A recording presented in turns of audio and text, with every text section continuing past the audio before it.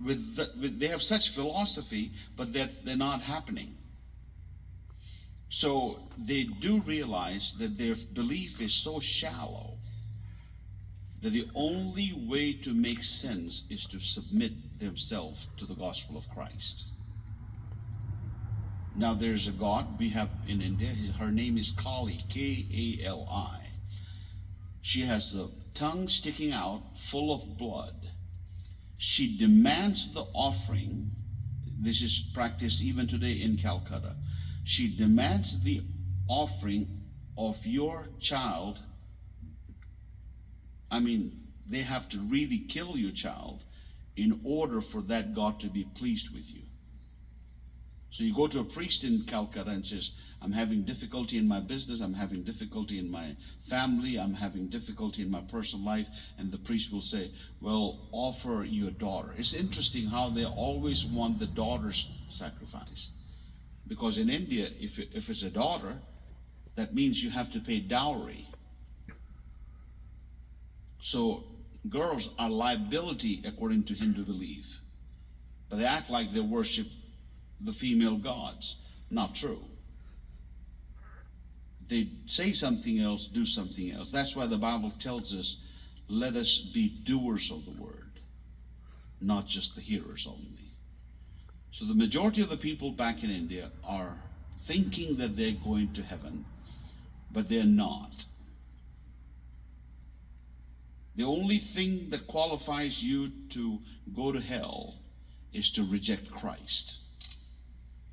So if you reject him, according to the Bible, there's no in-between place. So once an Indian understands this, then he is rejected by his family, rejected by his wife, rejected by the children. Then he becomes a serious disciple of the Lord. And by the way, Christians were never called disciples in the Bible. Disciples were called Christians. Today in our world, the word Christian is so cheap. All you got to do is be baptized. That's it. You're a Christian. No. You need to become the disciples first. A discipleship that costs nothing is worth nothing.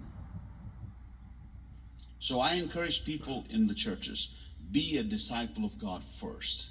Once you become his disciples, then they were called Christians in Antioch. Let's not play the reverse, because as long as we do the reverse, Satan's happy. Do you think Satan is afraid of you because you came to church this morning? He's not. As long as you leave this church saying that missionary was boring, Satan won. Pastor Matt didn't preach as good as he did last week. Satan won. How many of us have left churches whining and complaining? We have just give honor and praise to Satan, not God. That was not my subject, by the way. Questions? I hope I answered your question. If you